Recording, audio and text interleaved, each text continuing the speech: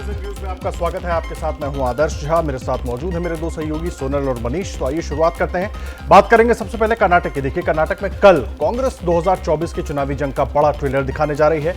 सिद्धारमैया सरकार के शपथ ग्रहण में पूरे विपक्ष को एकजुट करने का दावा किया जा रहा है, लेकिन न्योते की लिस्ट में कई ऐसे नाम गायब हैं जो एकता से पहले दरार के संकेत दे रहे हैं। खबर है कि शपथ ग्रहण के लिए नीतीश कुमार, उद्धव ठाकरे, शरद पवार, ममता बनर्जी, अखिलेश यादव, नवीन पटनायक, स्टालिन समेत फारूक अब्दुल्ला, इन तमाम लोगों को, यूपीए का हिस्सा रहे नेताओं को तो न्योता दिया गया, लेकिन केजरीवाल, केसीआर और मायावती का नाम इस लिस्ट से गायब है।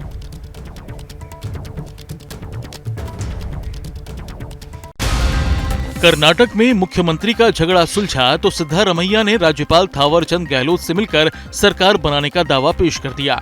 सिद्धारमैया कल दोपहर 12:30 बजे अपने मंत्रिमंडल के साथ मुख्यमंत्री पद की शपथ लेंगे। कांग्रेस की कोशिश शपथ ग्रहण के जरिए शक्ति प्रदर्शन की भी है, इसीलिए कांग्रेस शासित राज्यों के मुख्यमंत्रियों के साथ साथ विपक्ष के तमाम दिग्गजों को न्योता भेजा गया है, जिसमें नीतीश, उद्धव, शरद पवार, ममता, अखिलेश, स्टालिन, फारूक अब्दुल्ला जैसे बड़े बड़े नाम शामिल हैं। हालांकि शपथ ग्रहण में केजरीवाल, केसीआर और मायावती को बुलाया गया है या नहीं, ये अभी साफ नहीं है। हर वो व्यक्ति जो प्रजातंत्र के लिए संघर्ष करना चाहता है वो आए और इस यज्ञ में शामिल हो। कांग्रेस में सिद्धारमैया मंत्रिमंडल को लेकर भी मंथन जारी है। कुछ संभावित मंत्रियों के नाम भी सामने आए हैं, जिनमें जी परमेश्वर, एमबी पाटिल, लक्ष्मण सावदी, केजे जॉर्ज, प्रियांक खरगे, जमीर अहमद, बीआर रेड्डी, रूपा शशिधर, ईश्वर खांडरे, तनवीर सैद और कृष्ण गौड़ा का नाम शामिल है। और देखिए, जहां एक तरफ विपक्षी एकता की तस्वीर दिखाने की कोशिश हो रही थी, वहीं इस बड़े मौके पर क्यों दरार दिख रही है, इस पर जानकारी देने के लिए हमारे सहयोगी जैनेंद्र जुड़ गए हैं। जैनेंद्र, बड़ा सवाल यह है, एक तरफ विपक्ष के आधे से ज्यादा नेताओं को तो न्योता दिया गया, लेकिन कुछ लोगों को छोड़ दिया गया। वजह क्या है इसकी? देखिए, इसकी अहम वजह यह है कि कांग्रेस ने सिर्फ अपने सहयोगियों को आमंत्रित किया है और उनको आमंत्रित किया है जिनसे आने वाले दिनों में एकजुटता हो सकती है। मूल सवाल आपका आम आदमी पार्टी और बीएसपी को लेकर हो सकता है। दरअसल देखिए, आम आदमी पार्टी ने कर्नाटक की तकरीबन 200 से ज़्यादा सीटों पर उम्मीदवार खड़े किए थे और कांग्रेस सूत्रों का कहना है कि वो ये काम तमाम उन राज्यों में करते हैं जहां उनका जनाधार नहीं है, और इसी वजह से आम आदमी पार्टी को सोच समझकर इस शपथ ग्रहण के न्योते से दूर रखा गया है। जहां तक बीएसपी का सवाल है, बीएसपी के साथ भी कांग्रेस को लगता है कि भविष्य में उम्मीदें ना के बराबर हैं, और इसी वजह से उन्हीं पार्टियों को आमंत्रित किया है जिनके साथ कांग्रेस का सहयोग रहा है। हालांकि देखने वाली बात यह थी कि बीते दिनों में हमने देखा कि संसद के अंदर विपक्षी एकजुटता नजर आई थी। खरगे के नेतृत्व में तमाम विपक्षी दल, उनमें आम आदमी पार्टी भी थी, बीएसपी भी थी, वो नजर आए थे केंद्र सरकार के खिलाफ। तो देखना यह था कि क्या उन सभी दलों को आमंत्रित किया जाता है, लेकिन ऐसा कुछ नहीं हुआ है।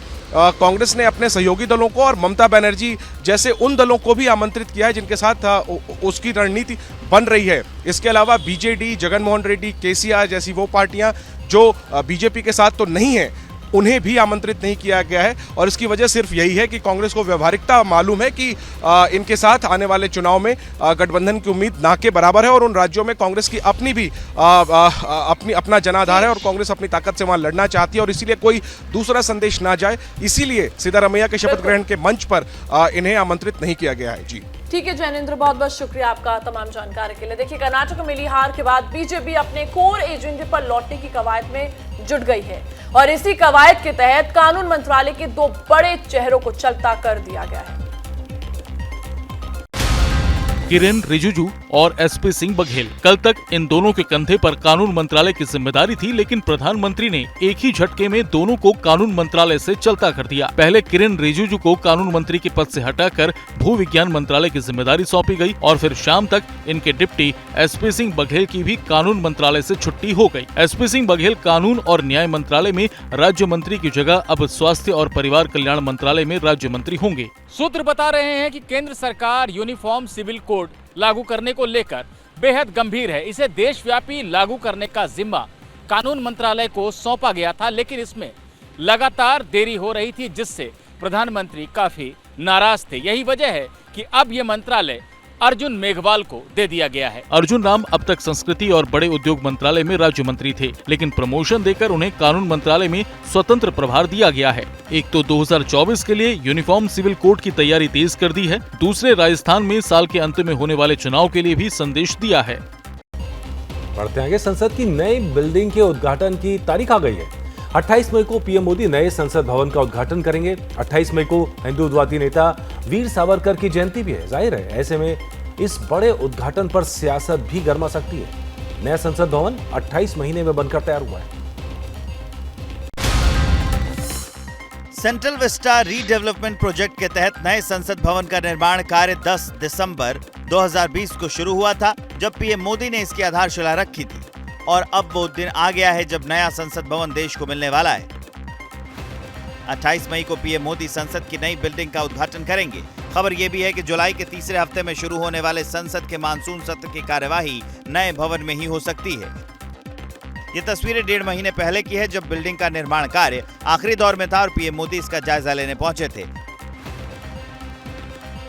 नए भवन के लोकसभा चैम्बर में जहां एक साथ 888 सदस्य बैठ पाएंगे, वहीं राज्यसभा के चैम्बर में एक साथ 384 सदस्य बैठ सकेंगे। पुरानी बिल्डिंग में संयुक्त सत्र का आयोजन सेंट्रल हॉल में होता था, पर नई इमारत में इसका आयोजन लोकसभा चैम्बर में किया जाएगा, जिसमें एक साथ 1280 सांसद बैठ सकेंगे।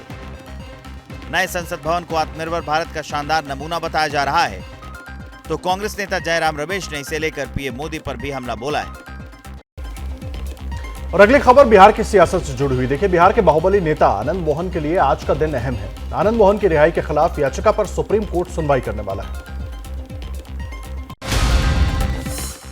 क्या फिर जेल जाएंगे बिहार के बाहुबली और पूर्व सांसद आनंद मोहन? ये सवाल इसलिए क्योंकि जिन आईएएस जी कृष्णैया की हत्या के केस में आनंद मोहन ने 15 साल जेल में काटे, उन आईएएस की पत्नी उमा कृष्णैया की याचिका पर सुप्रीम कोर्ट आज फिर से सुनवाई करने वाला है। इससे पहले 8 मई को सुप्रीम कोर्ट ने इस मामले में सुनवाई की थी। तब कोर्ट ने बिहार सरकार को नोटिस जारी करते हुए इस मामले से जुड़े रिकॉर्ड पेश करने के लिए कहा था। आनंद मोहन से भी 2 हफ्ते में जवाब मांगा गया था। आईएएस जी कृष्णैया की पत्नी उमा ने अपनी याचिका में आनंद मोहन की रिहाई का आदेश रद्द करने की मांग की है। वो जेल नियमों में बदलाव कर रिहाई पर सवाल उठा रही हैं। आनंद मोहन की रिहाई को लेकर बिहार से लेकर दिल्ली तक सियासी पारा गरमाया रहा था।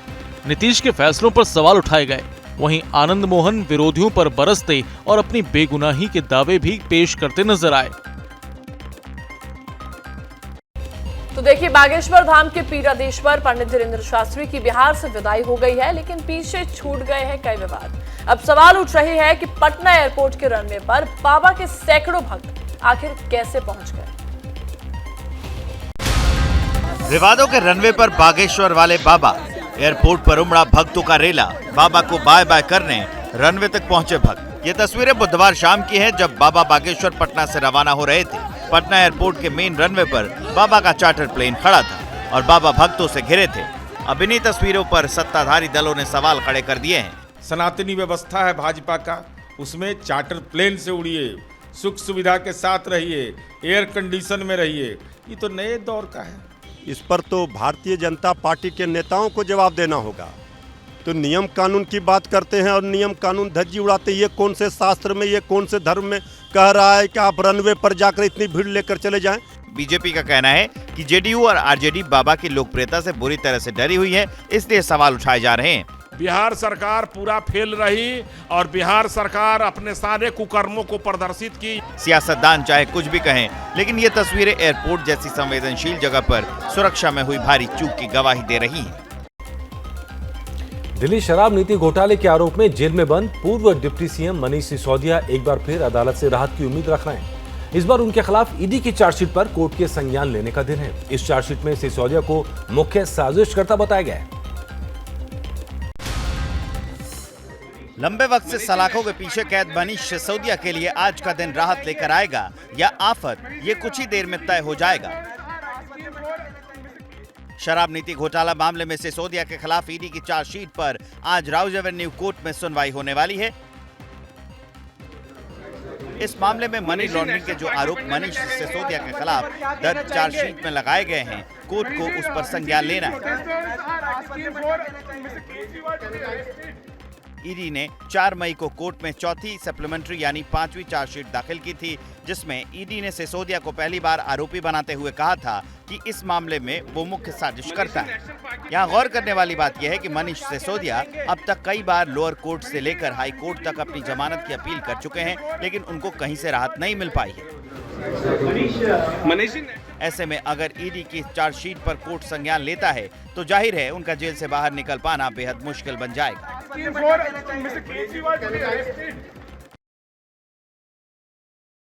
इस वक्त आपको बड़ी खबर दे दें, देखिए प्रधानमंत्री नरेंद्र मोदी आज से 3 देशों की यात्रा पर होंगे और इस दौरान वो सबसे पहले जापान में G7 की बैठक में शामिल होंगे, जिसके बाद पापुआ न्यू गिनी और ऑस्ट्रेलिया भी जाएंगे। ये बड़ा अपडेट इस वक्त हम आपको दे रहे हैं। प्रधानमंत्री नरेंद्र मोदी आज से 3 देशों की यात्रा पर होंगे और जापान में G7 की बैठक में शामिल होंगे, जिसके बाद पापुआ न्यू गिनी और ऑस्ट्रेलिया भी जाएंगे।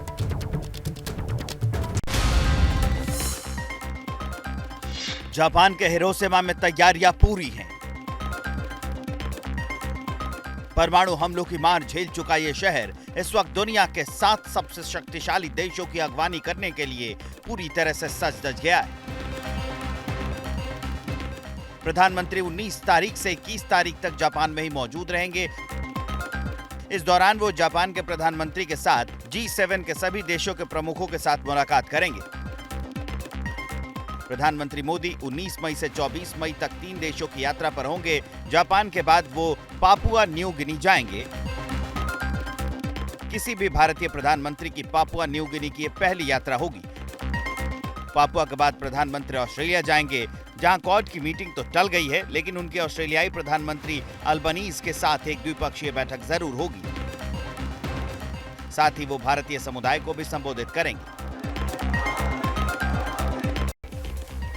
और हमारे सहयोगी अभिषेक उपाध्याय हमारे साथ जुड़ गए हैं। अभिषेक, 3 देशों की यात्रा पर प्रधानमंत्री नरेंद्र मोदी आज से होंगे और उसमें जापान में G7 और उसके बाद क्वाड समूह की जो बैठक होनी है अलग अलग तरीकों से, वो बहुत अहम हो जाएगी। किस नजर बनी रहेगी उस पर, क्या कुछ खास होने वाला है? देखिए, जापान की जहां तक बात कर रहे हैं कि जापान में प्रधानमंत्री मोदी की जो विजिट है ये बहुत ही ज्यादा मायने रखती है। इसकी कई वजह है। पहली बात तो ये कि देखिए G7 में भारत एज ए इनवाइटी वहां पर जा रहा है। जहां पर हो रही है वो जगह है हिरोशिमा यानी कि सीधा सीधा जो है परमाणु निःशस्त्रीकरण का संदेश है। और ये संदेश ऐसे समय पर है जब रूस और यूक्रेन की लड़ाई चल रही है और उस लड़ाई में प्रधानमंत्री नरेंद्र मोदी की एक अहम भूमिका है, क्योंकि वो चंद नेता जिनको माना जा रहा है कि वे इस युद्ध को रोक सकते हैं, उनमें पीएम मोदी का भी नाम लिया जा रहा है। और वो एससीओ समिट में कह भी चुके हैं रूस के राष्ट्रपति के सामने, this is not the era of war. तो ये अपने आप में बहुत ही महत्वपूर्ण हो जाता है। और पीछे जो एक और बड़ी अहम बात यह है कि वहां पर जैसे कि आपने कहा जो क्वाड के सदस्य देश होंगे वो भी वहां मौजूद होंगे। तो जो साइडलाइंस में वो आपस में बातें होंगी उनमें वो महत्वपूर्ण है। और एक बायलेटरल भी है भारत और जापान का आपस में। उनके प्रधानमंत्री पिछला यहाँ पर आए थे जापान के मार्च में, उसके बाद उन्होंने इन्वाइट किया था। तो वो जो बायलेटरल भारत और जापान का वो भी बेहद महत्वपूर्ण होने जा रहा है। जी ठीक है अभिषेक, बिल्कुल आज 3 देशों के दौरे पर होकर प्रधानमंत्री नरेंद्र मोदी, बहुत बहुत शुक्रिया आपका तमाम जानकारी का। पाकिस्तान के लाहौर में आज इमरान खान के खिलाफ बड़े ऑपरेशन की तैयारी है। संदिग्ध आतंकियों को सौंपने के लिए इमरान को दी गई डेडलाइन कल ही खत्म हो चुकी है। ऐसा किया गया कि आज पुलिस वारंट लेकर इमरान के घर में घुसेगी। पाक सेना की ओर से इमरान को एक ऑफर की भी खबर है। आपको दिखाते हैं पाकिस्तान में चल रहे पॉलिटिकल ड्रामे से जुड़े नए अपडेट देती है रिपोर्ट।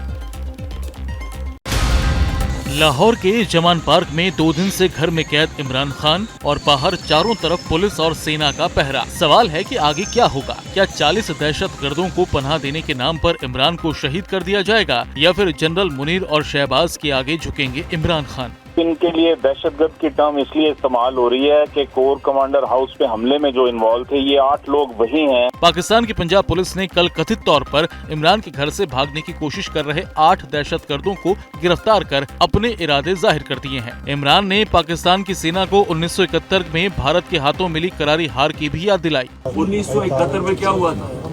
इलेक्शन जो जीत गया था, जो प्राइम मिनिस्टर था, जिसको बनना चाहिए था प्राइम मिनिस्टर, एक पॉलिटिशियन ने साजिश की फौज के साथ मिलकर और उसको बजाय प्राइम मिनिस्टर बनाने के उसके खिलाफ मिलिट्री एक्शन करवाएगा और मुल्क टूट गया। ये वही प्लान बन रहा है। सूत्र बता रहे हैं कि इमरान खान को आर्मी चीफ जनरल असीम मुनीर ने एक ऑफर भी दिया है। इमरान या तो देश छोड़कर चले जाएं या फिर आर्मी एक्ट में जेल की हवा खाएं। उस पर जानकारी देने के लिए अभिषेक उपाध्याय हमारे सहयोगी जुड़ गए हैं। अभिषेक, बड़ा सवाल यह है कि एक तरफ जिस तरीके से कार्रवाई हो रही है वो तो खुद सवालों के घेरे में है, लेकिन अब क्या होने वाला है और अभी ताजा अपडेट कुछ मिल पा रहा है क्या वहां से? देखिए, अभी तक का जो समाचार है उसके मुताबिक वहाँ पर जो पाकिस्तानी फौजों का घेरा है, जो उनकी विजिल है, वो लगातार वहाँ पहली तरह की तरह कायम है। इमरान खान और फौज के बीच में तनातनी वैसे ही कायम है। जो ये बात आई थी कल सामने कि उनके घर में दहशतगर्द घुसे हुए हैं, उसका इंटरप्रिटेशन यही किया गया था कि इमरान खान के लिए अभी खतरा है और ये खतरा पूरी तरह से फौज की ओर से, निजाम से, इमरान खान भी अपने पैर पीछे नहीं खींच रहे हैं। आप देखिए, वो लगातार विदेशी चैनलों को, खासतौर पर स्काई न्यूज से लेकर के चैनल 4 जैसे विदेशी चैनलों को इंटरव्यू दे रहे हैं। वो पूरे मामले को इंटरनेशनलाइज करना चाह रहे हैं और दिखाना चाह रहे हैं कि फौज किस तरह से तानाशाही कर रही है और किस तरह से अमेरिका से एक लेटर आया है वहां के विदेश मंत्रालय से, वो भी उनके हुकूक में जा रहा है। तो ये जो लड़ाई है, ये लड़ाई की तरह से इसका जो दायरा है वो उर्दू में कहते हैं बैनुल अक़वामी, यानी कि इंटरनेशनल लेवल की शक्ल अख्तियार करता जा रहा है और इसीलिए इसकी उम्मीद है कि ये मामला अभी और भी ज्यादा गरमाएगा और भी ज्यादा बढ़ेगा। ठीक है अभिषेक, बहुत बहुत शुक्रिया आपका तमाम जानकारी के लिए। तो देखिए, आज एक नहीं बल्कि कई मुसीबतें इमरान खान का इंतजार कर रही है। आज आतंकवाद के एक मामले में इमरान की लाहौर ATC के सामने पेशी होनी है, तो वहीं तोशाखाने के तोहफे वाले मामले में लाहौर हाईकोर्ट सुनवाई करने वाला है। 2024 के लोकसभा चुनाव को लेकर विदेशी जमीन पर भी भारतीयों को लुभाने की रेस तेज होने लगी है और इस कड़ी में जहां प्रधानमंत्री मोदी अगले महीने राष्ट्रपति जो बाइडेन के राजकीय मेहमान बनकर अमेरिका जा रहे हैं, तो वहीं कर्नाटक की जीत का बूस्टर लेने के बाद राहुल गांधी भी जून के पहले हफ्ते में अमेरिका में ही होंगे। कांग्रेस के पूर्व अध्यक्ष राहुल गांधी 4 जून को अमेरिका के न्यूयॉर्क में होंगे, जहां NRIs के साथ उनके संवाद का कार्यक्रम आयोजित किया जा रहा है। विदेशों में कांग्रेस के संपर्क अभियान को देखने वाली इंडियन ओवरसीज कांग्रेस की अमेरिका इकाई जून 4, 2023 को उसी तरह के कम्युनिटी आयोजन की तैयारी कर रही है जैसा प्रधानमंत्री मोदी के लिए आयोजित हो रहा है। राहुल गांधी के अमेरिकी दौरे से महज 2 हफ्ते बाद प्रधानमंत्री मोदी भी न्यूयॉर्क में होंगे।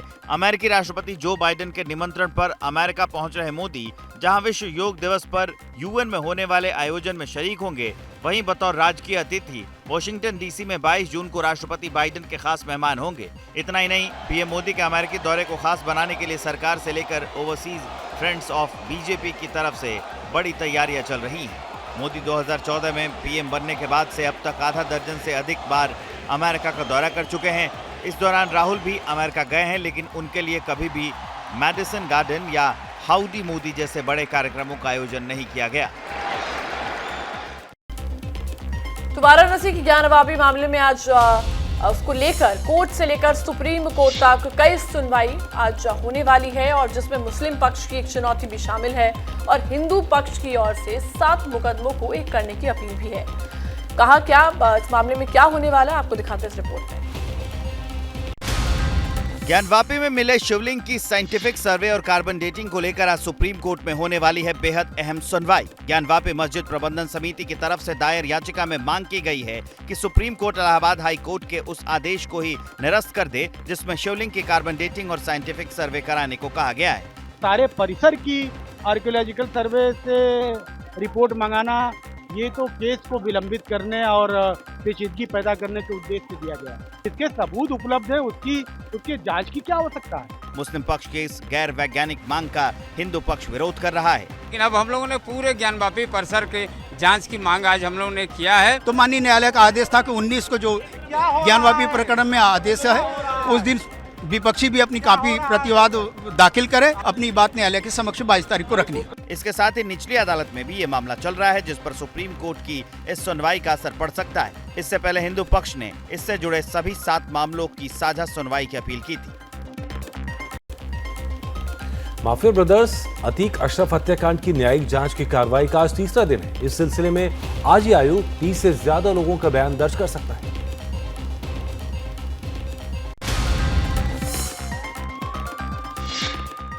माफिया सरगना अतीक अहमद और अशरफ की सरेआम हत्या हुई।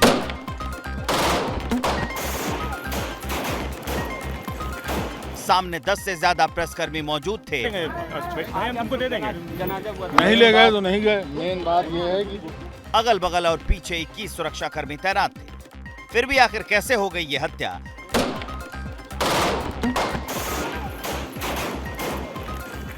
STF इसकी जांच पहले से कर रही है। अब न्यायिक आयोग की जांच भी तेज हो चुकी है। न्यायिक आयोग अपने तीसरे दौरे में आज लगातार तीसरे दिन भी प्रयागराज में मौजूद है और आयोग ने आज तकरीबन 30 लोगों के बयान दर्ज करने के लिए बुलाया है।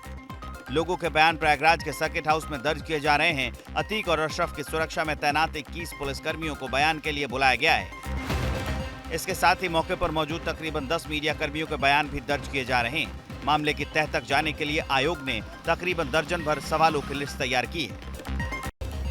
देखिए, फिल्म द केरला स्टोरी लगातार सुर्खियों में बनी हुई है। जहां फिल्म ने कमाई के मामले में कई बड़े बजट फिल्मों को पीछे छोड़ दिया है, तो वहीं फिल्म पर विवाद भी लगातार जारी है। और इस बीच सुप्रीम कोर्ट ने भी फिल्म पर बैन को लेकर सवाल उठाए।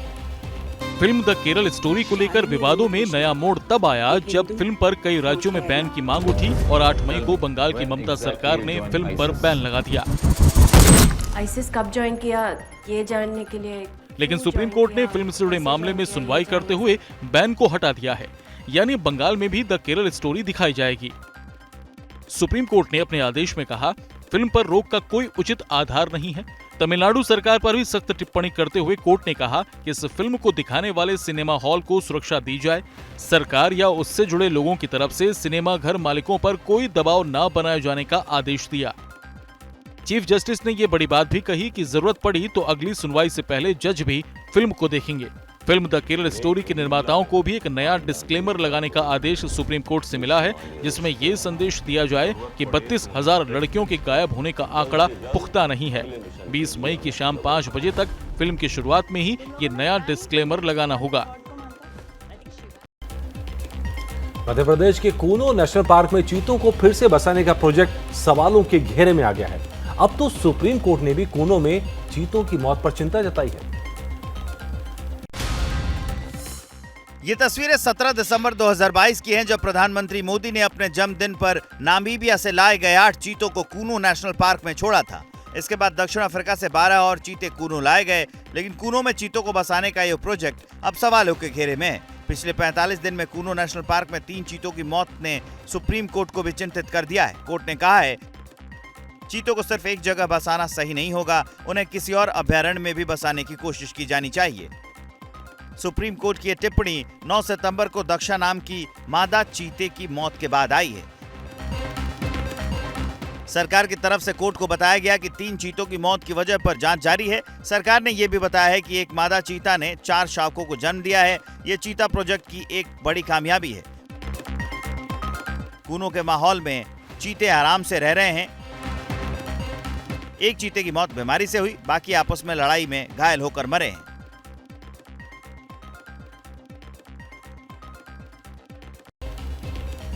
देखिए, जानवरों के संरक्षण के लिए बने नेशनल पार्क से एक के बाद एक अमूल्य जानवरों की मौत की खबरें परेशान करने वाली हैं। अभी खबर आई है मध्य प्रदेश के बांधवगढ़ नेशनल पार्क से, जहां एक मादा बाघ शावक का शव मिला है। आपको दिखाते हैं रिपोर्ट।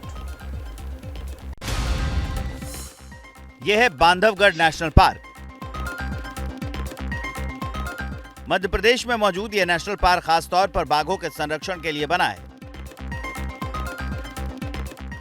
विलुप्त हो रही प्रजातियों के एक एक जानवर अमूल्य धरोहर हैं। उनकी सुरक्षा में करोड़ों रुपए खर्च किए जाते हैं, लेकिन बांधवगढ़ टाइगर रिजर्व के तालाकोर जोन में जिस तरह एक मादा बाघ शावक का शव मिला है, उसको लेकर सभी चिंतित हैं। वन विभाग को जैसे इस घटना की सूचना मिली, उसने स्नीफर डॉग, मेटल डिटेक्टर और हाथियों का इस्तेमाल करके पूरी जांच शुरू कर दी।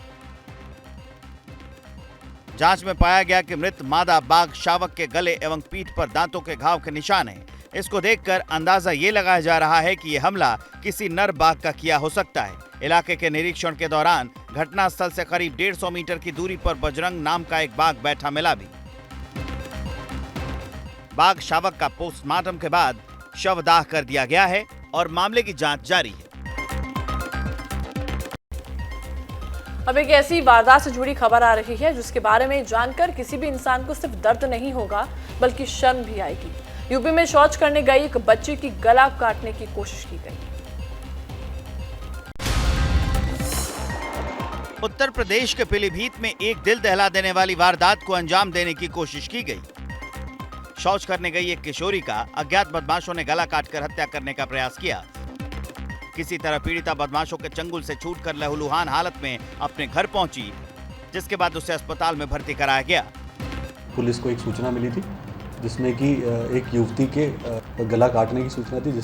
इस मामले की पूरी छानबीन चल रही है। युवती द्वारा बताया गया कि उसको किसी ने पीछे से उस पर हमला किया, जिसको कि उसने देखा नहीं है। तो इसमें हम लोग ने अज्ञात में अभियोग पंजीकृत है, इसमें आगे जांच कर रहे हैं। हमने पूछा तो ये बोली कि मेरे इधर समझ लो बिल्कुल जैसे हमारी खबर नहीं निकलती थी, तो बोली कि मेरे हाथ में पट्टी बांध दी, फिर मुझे पता नहीं लगा। दरअसल मामला ये है कि 16 साल की ये बच्ची दोपहर को घर से खेत में शौच के लिए गई थी। उसी दौरान कुछ दबंग किशोरी को घेर कर उसके साथ अश्लील हरकतें करने लगे। विरोध करने पर उन्होंने उस पर धारदार हथियार से हमला कर दिया। एक भाई ने ही उजाड़ दिया अपनी बहन का सुहाग। मामला उत्तर प्रदेश के सहारनपुर का है, जहां एक साले ने अपने जीजा का दिन दहाड़े कत्ल कर दिया। हत्यारे को मौके पर ही गिरफ्तार कर लिया गया। एक भाई ने अपनी बहन का उजाड़ा सुहाग। अपने जीजा की हत्या को अंजाम देने वाले शख्स को पुलिस ने गिरफ्तार कर लिया है। दरअसल मामले की जड़ में तो पुरानी रंजिश का बीज बताया जा रहा है, लेकिन हत्या की तात्कालिक वजह रही तरबूज की रेहड़ी लगाने को लेकर जीजा साले के बीच हुआ विवाद, जो इतना बढ़ा कि साले ने जीजा को चाकू घोंप कर मार डाला। घटना की सूचना पाकर पुलिस मौके पर पहुंची और मृतक के शव को कब्जे में लेकर पोस्टमार्टम के लिए भेज दिया और हत्या के आरोपी को मौके से गिरफ्तार कर लिया गया। अब कल जैसे ही पीएम की कार्रवाई अमल में लाई जाएगी और रब्बू जो इसमें आरोपी है उसको आला का गिरफ्तार कर लिया गया है। अभी पूछताछ होगी, मोटिव जाना जाएगा और बाकी जानकारी के बाद विधिक कार्रवाई की जाएगी। हत्या की सनसनीखेज वारदात ने पूरे इलाके के लोगों को सन्न कर दिया है। अगली खबर नोएडा से, जहां एक ऐसे फर्जी फोन एक्सचेंज का खुलासा हुआ जिसके जरिए लोगों के अंदर दहशत भरकर फिरौती, जबरन वसूली और हवाला जैसी करतूतों को अंजाम दिया जा रहा था। पुलिस ने पूरे गैंग को पकड़ लिया है। इन तस्वीरों में कई लोगों के लिए राहत की सौगात है। यूपी एसटीएफ के गिरफ्त में मौजूद ये 3 अपराधी नोएडा में रहकर पूरे देश में दहशत का कारोबार कर रहे थे। दरअसल बिना किसी की नजर में आए ये तीनों हवाला, फिरौती और जबरन उगाही जैसी वारदातों को अंजाम देने का काम किया करते थे। एक फर्जी फोन एक्सचेंज के जरिए जिसमें ये लोग VoIP कॉल को लोकल नेटवर्क में बदलकर अपनी करतूतों को अंजाम दे रहे थे। गिरफ्तार किए गए आरोपियों की पहचान अभिषेक श्रीवास्तव, आशुतोष बोरा और मोहम्मद शोएब के रूप में हुई है। इसका मास्टरमाइंड आशुतोष बोरा है, जो कि पूर्व रणजी प्लेयर है और ठगी के मामले में पहले जेल भी जा चुका है। बाकी के 2 आरोपी अभिषेक और शोएब को इसी ने सैलरी पर रखा था। दरअसल इस पूरे रैकेट के तार दुबई से जुड़े बताए जा रहे हैं।